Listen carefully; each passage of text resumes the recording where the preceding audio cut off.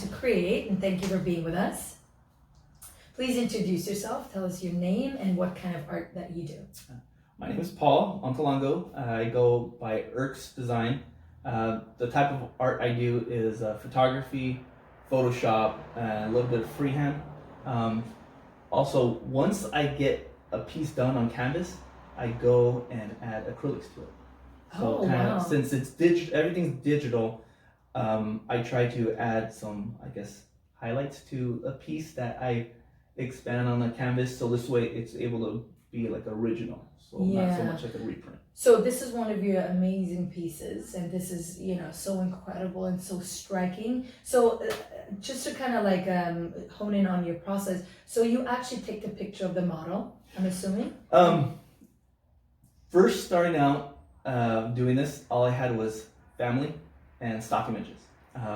So this one in particular, she's made up. So I took eyes, nose, and the whole body, and I pieced it together. I actually show the process on social media, because I have a lot of people ask that when I say I created from scratch. They're like, what do you mean? Yeah. So, wow, that's incredible. So tell us real quick, what is this piece called? This is so incredible. This piece is called The Song of My Heart. It's inspired by my abuelito. He was a guitar player, and growing up, I was inspired by the way he would play, because he taught himself, and he learned the guitar by ear. A lot of the songs that he did write, it's all now gone since he's passed. Since my uncles, they play guitar, but they didn't know like what chords and notes he did. Wow. Did you guys record him?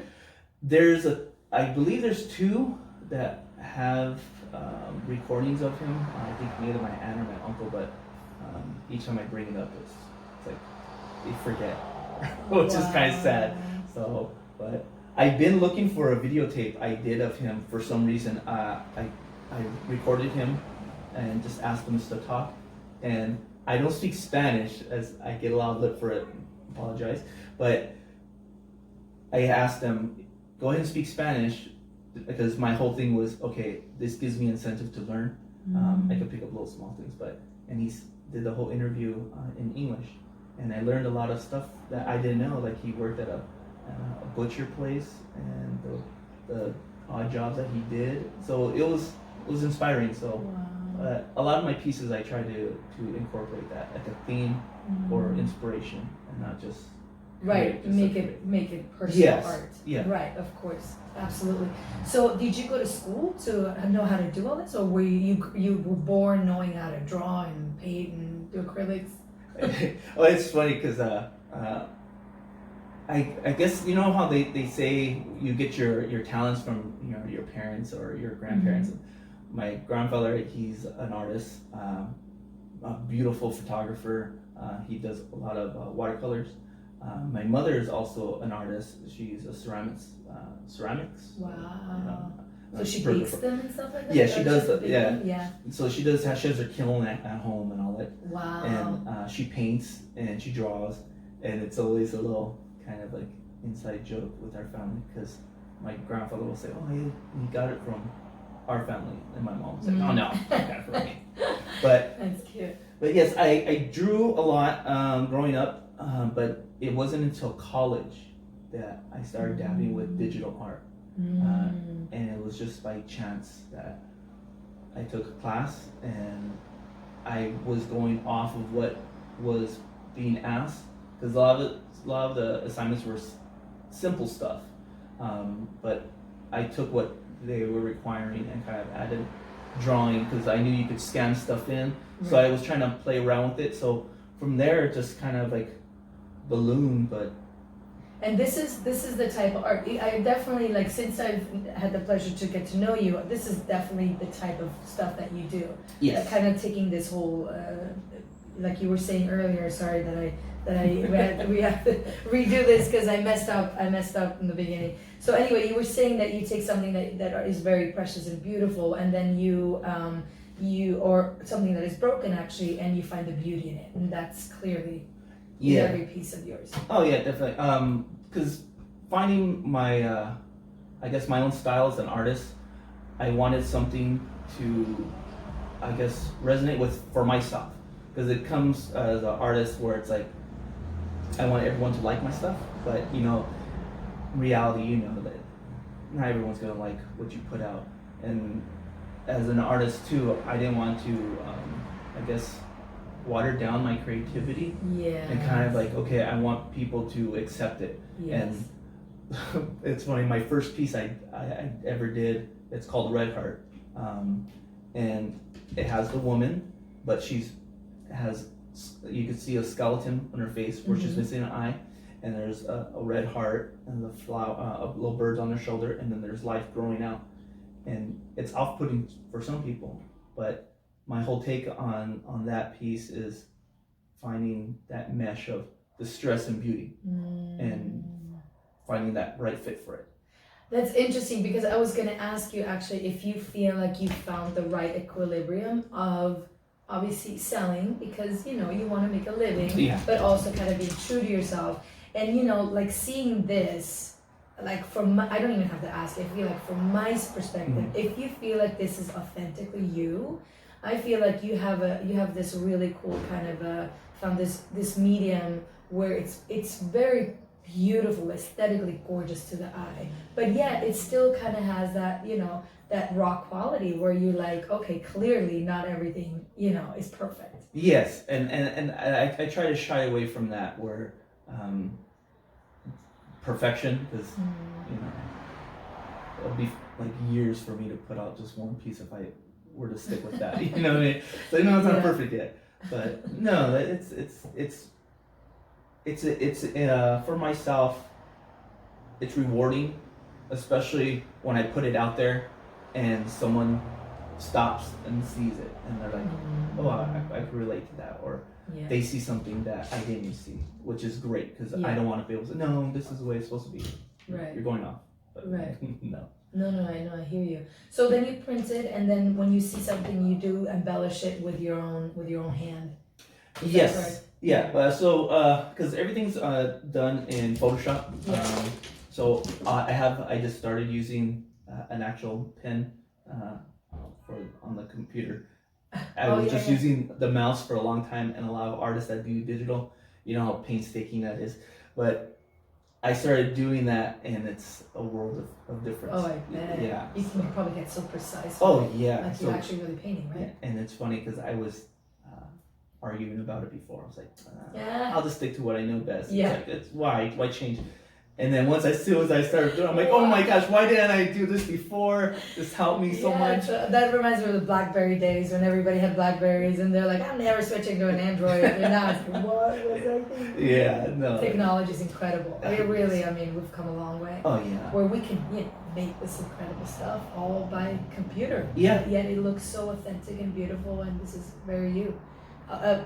What's his name? Shepherd Ferry does that, right? He's incredible at that stuff too, where he layers things. I'm very bad with other artists. Oh, okay. Obey. I'm sure you. Oh, yes. Okay. Yes. Okay. Yeah. Once you say an art piece, and I'm like, okay. Yeah. I get the connection. Of course. Yeah. What was I gonna say? So, what are some of your kind of like highlights of your career? I know that you and I have been fortunate enough to meet at Chocolate and what was that? The Art and Chocolate. The Chocolate and Art. Yeah, yes. That was super fun. Yes. It's kind of like a cool way to get to know a bunch of local artists. Yeah, that was cool. And it was funny because after we met, when it came up again, that's why I reached out to ask you if you were going to do it again. You're like, no. Yeah. So, but you did it again, I think, right? Yeah, that's cool. So I've been doing it already, I want to say 3 times so far. I missed 1 year, but for the most part, I really like the venue because it allows me to showcase large pieces that I have. And you do stands, right? Because you have so many different ways of actually for people to access it and buy it. Yeah, because they not had just on canvas. Yeah, because they had he offered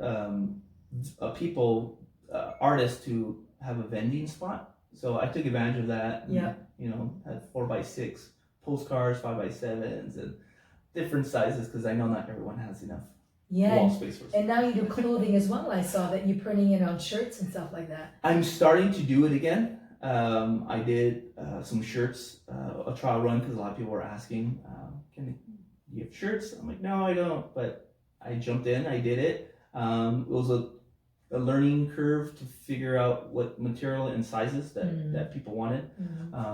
So I will be carrying small and extra large soon. So just Yes, finally. I always get that. You have extra large? No, I'm sorry. And then this time I'm gonna do is gonna be actual women's sizes and men's sizes because I was doing unisex, but yeah, it was really flattering for some guys, and not flattering for some women. Or the other way around. Yeah.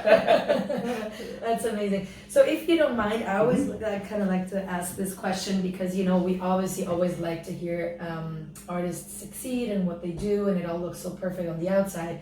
But then I know that for a lot of us, the struggle is real. Like it's not always as easy as as it looks. Where you're like, oh, it is easy. Struggles.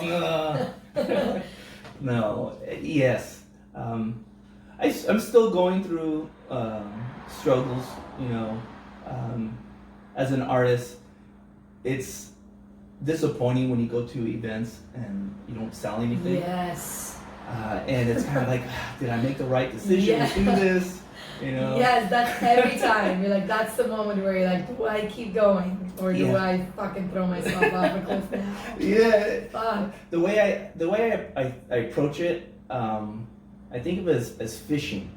You could go to your favorite spot, and for a fact that you're always gonna be catching them. Right? This is my favorite spot. You go, and all of a sudden, once you go there, you don't catch anything, and then you start thinking, well, what's wrong? Then all of a sudden you start changing the bait, you start changing your hook line, you start trying to figure out, and then you just realize, it's just the nature of it, That's a really good analysis. Yeah, so I try to remind myself, but I also, when I talk to other artists too, because when I see them kind of like struggling, I tell them, what, just keep at it, it'll get better. I like that positive outlook. I really think that's really valuable, especially for everybody out there who probably sells less than not. But how do you stay positive? How do you feel like I understand you try to have a positive outlook, but you have like a good family that supports your choices as an artist? Do you have support in that matter? Yeah. Actually, it's funny. The whole reason I started doing my art was actually my wife. Oh, interesting. Because I've been doing graphic design, logo development, branding for 16 plus years, and it got to a point where it was just, I guess, redundant. Yeah. Nothing was mine that I could say. I always had to take input from clients, but. No, I don't like this. No, I don't like that. And I don't like this. And it's like a million times you're just sitting there being like, no, too blue, too white, too white. And at the very end, they're like, so what do you think? Well, I already told you what I thought the first, couple drafts before, but I know that so well, and you're just kind of like. So yeah, you get it, yeah. But we love them. Yeah, no, of course. But my wife, she's like, you know what? You should do your own art. And one of the things was like, well, I haven't painted for a while. I haven't drawn for a while. And then it dawned me, well, let me take what I know and start doing what I did in college and start messing around with Photoshop again and start putting an artistic style to it. And from there, I did my first piece, and just kind of took off. Yeah, because I wanted to keep that whole branding for myself as an artist, so this way people are able to say, hey, that's Eric's design already. Yeah. They know. Yeah. I know there's going to be similarities from other artists that I draw inspiration from, but I want something to be my own. Be able to say, okay, that's your style. And I'm sticking with it. But yeah, my wife, she's the one that's been really supportive. It's kind of funny because it goes where I have to do shows. I have 3 kids, so it's now she has to watch them, or I try to have family. I have to call up my sisters and I go, hey, what are you doing Tuesday night? Or what are you doing Friday night? Can you watch my kids for a little bit? So I go drop them off and I go. And your wife comes help you? Sometimes, and that was one of the things that was encouraging in the beginning, because she was able to do it quite often. But then,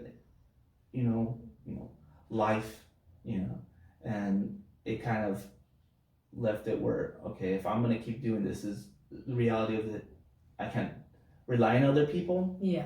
You know, so I can't say, oh, right. you know, she's not gonna be able to help me set up, so I have to cancel it. Right. Or my brother-in-law, he can't help me, Right. so I have to cancel it. Yeah. You know, it's like, no, if I want this, I have to put in my dues and know that it's not gonna be, you know, success stories every single time I do something. I hear you. So, but it sounds like you found the right equilibrium of having a family, you know, that you have to attend to, and I'm sure they're screaming your name every day, being like, where is my dad and my husband, I need you.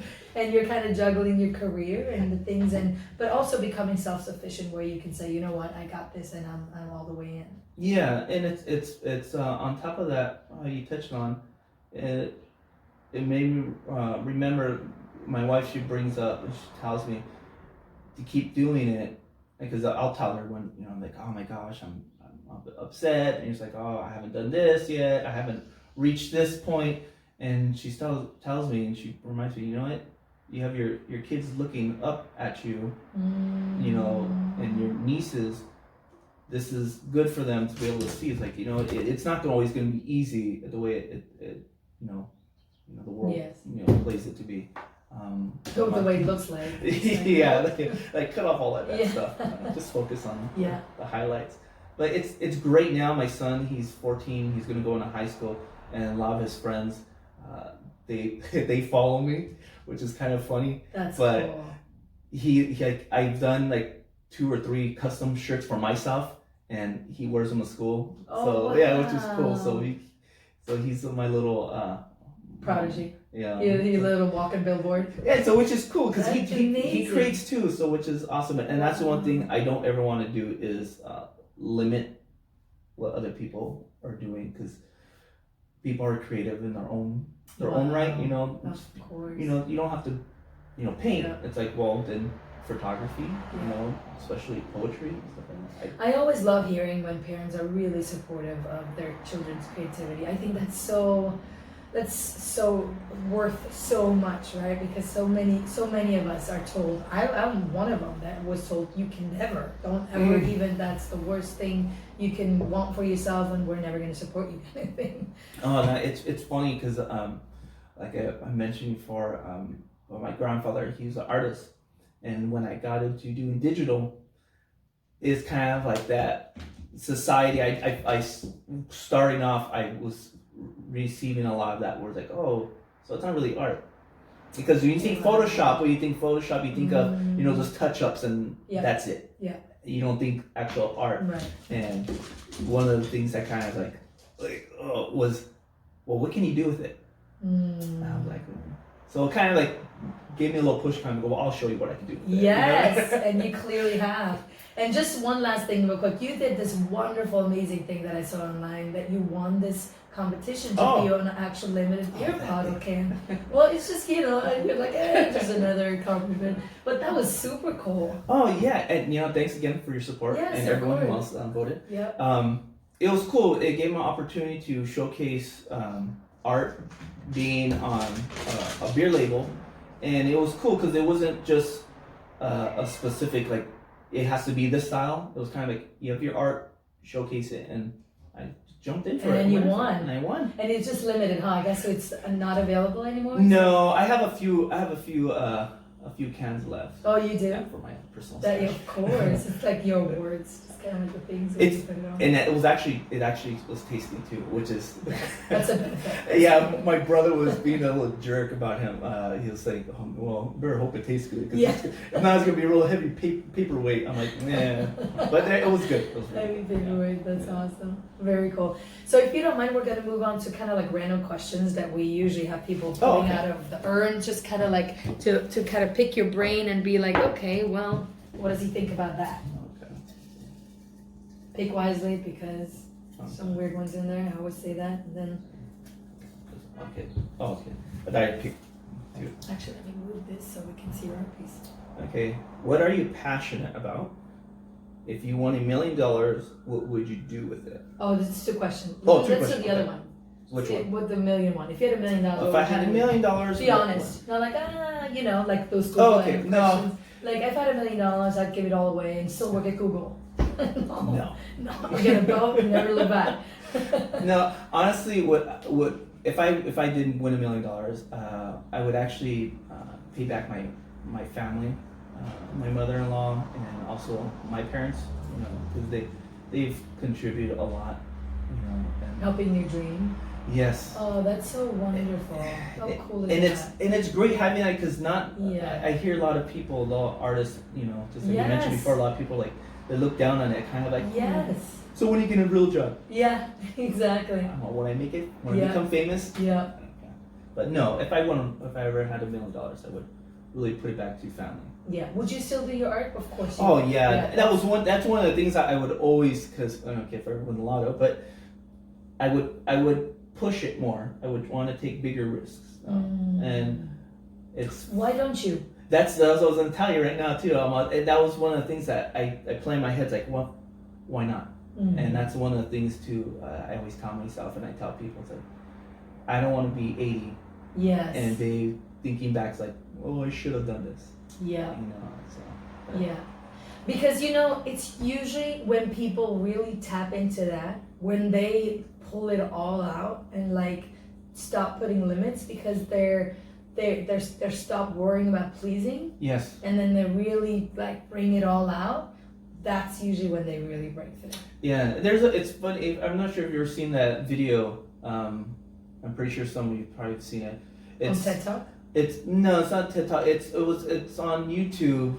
It was like I think it was a viral video. It was a professor. He was talking, and he was talking to, I believe it was art majors, and they were asking, if money was no object, what would you do? Mm-hmm. And all these, these ideas and stuff that came up with these people, like, oh, I would love to create and stuff. And it's like, well, why aren't you? Why don't you? It's like, yes. You're willing to be stuck at some dead end job and, be sad. Yeah.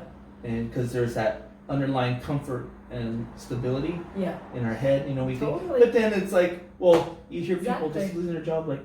Yes. Jim Carrey says, he's so funny. He says, he's really amazing. But he says that if you can fail at what you don't like to do, why not just go for actually what you really want to do? Yeah. You might, you might fail anyway. Yeah. Maybe you can send me the link and I can add it so people can actually see. That's really inspiring. Yeah, because when I see really it, I always try to go back and kind of like, okay, pump myself up, because that's one of the things that as an artist is we're our worst critic. Yes. So it's like, absolutely. And that's actually Obey's whole entire thing. That's why he named it Obey, because he saw this, I think, Japanese movie or something where like, the neon lights were saying obey, and it's something that we all are trying not to do. We're all like rebels against obeying, but yet we're so structured to kind of keep it safe at all times to just follow the lead. Yes. It's very contradictory, but then we kind of have to, I think, self-reflection to really change that. And it takes a lot of courage. Oh yeah. It takes a lot of courage. Yeah. To step outside of your own comfort zone. Oh yeah. Because that's the whole thing. You're putting yourself out there. Okay, is anyone gonna like this? Yes. And as soon as you get someone, you're like, okay. Yeah. But I personally know some artists that just kind of threw it all out the window. Or like, I'm just gonna go all the way out, and then they can't make enough art pieces because people are just kind of like, what's your next piece? I wanna have it. I need to own it, kind of thing. And I hope next time you're gonna come to the show, hopefully soon, you're gonna be like that. You're gonna be like, I cannot keep up with all the sales. Yes, that'd be great. Yeah, that'd be amazing. And actually, if you don't mind, I'm gonna cut it because we are going a little bit over to 20 minutes, which I don't mind. But I do want to get to the point where people know where to come see you, what are you kind of working on next, and also how we can buy all this stuff. Oh, okay. You could buy them online, CRE8.com. I'm gonna show the piece that you can actually. This is the way you can buy it online, right? Framed. Well, they won't be framed, only for shipping, but they are regular prints. The biggest size I offer is 18 by 24. So I have. Oh, the prints. The prints. Yeah. 18 by 24 is the biggest. The smallest is 5 by 7. So there's different varieties of sizes. Incredible! Look at that heart. That's amazing. How beautiful. And then these large canvases can only be bought at my events that I actually go to. So online you cannot have any No, of these online amazing- you can't have the canvases, Got unfortunately. it. We gotta come see you in person, Yes. even better. And then these are able to be purchased Yes. online. Yes, correct? you can be able to buy those online. And not framed or framed? Not framed. Not framed. Yeah. So it's a poster. It's just a poster. Got yeah, it. print. Very cool. And then I guess you can just frame it the way you would like to in order to have it hanging on your wall. Right? Yeah. Yeah. Yeah, definitely. Very and then cool. for your viewers, right now, for a week, I'll have a code. If you go on and you buy, you just put ERCS 30, so 30 ERCS 30, and you'll get 30% off your So for the next 7 days, next 7 days. anybody going onto your website will get this. How many percent? 30%. 30% off. Yes. A discount promo code that's called URKS30 30. and get 30% off. So I hope Just for your everybody. viewers. So anyone that's seeing it, then What? take advantage of it. So. Wow, that's so wonderful. Thank you so much. I'm so grateful. No. By the way, he drove this on a Wednesday morning traffic through the whole city in order to come here and really be with you guys and talk to you about all the wonderful things that he's doing. I'm so proud of you. Every time I see your stuff, I'm just kind of like all over it. I love everything that you do. I'm so happy that you're here, and I'm going to give you a hug Oh, thank you. because I really appreciate you, and I hope to have the chance to exhibit with you again very soon. Yes, very soon, hopefully. All right, wonderful. Thank you. And that's a wrap.